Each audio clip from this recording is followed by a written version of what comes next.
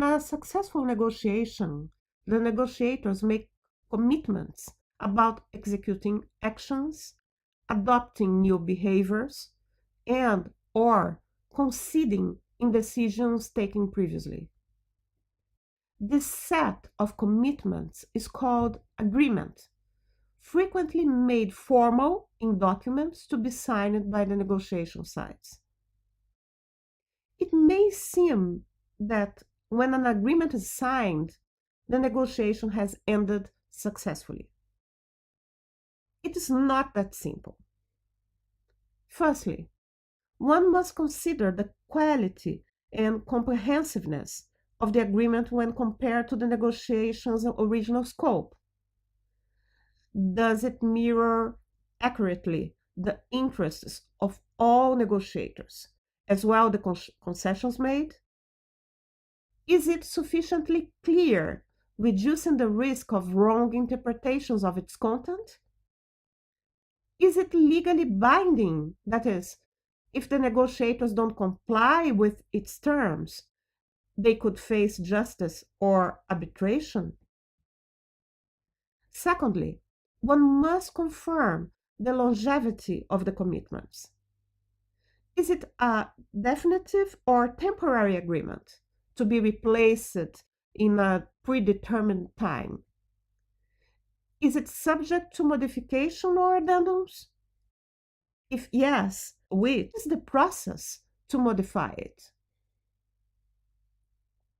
Often, in complex negotiations, a preliminary agreement is made where only grand items are described, without much detail.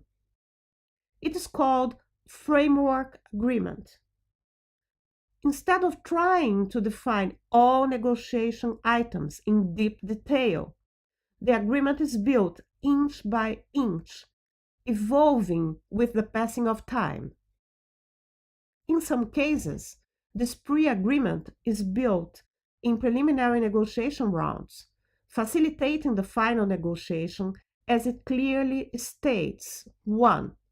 The principles, 2. The items about which there is no disagreement, and 3.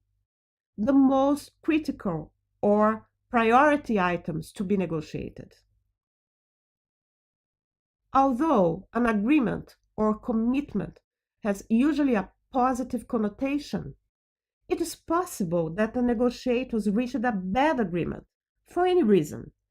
For example, by imposition of a more powerful negotiator, or due to bad faith, when one or more negotiators reach a bad agreement on purpose with the intention of not sticking to it, binding time.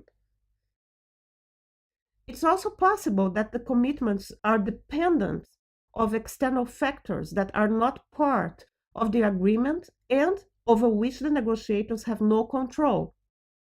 This conditional agreement must be monitored and hardly will last for long, as once the conditions change, or there is a perception by at least one negotiation side that the conditions have changed, the compliance to the agreement will not happen.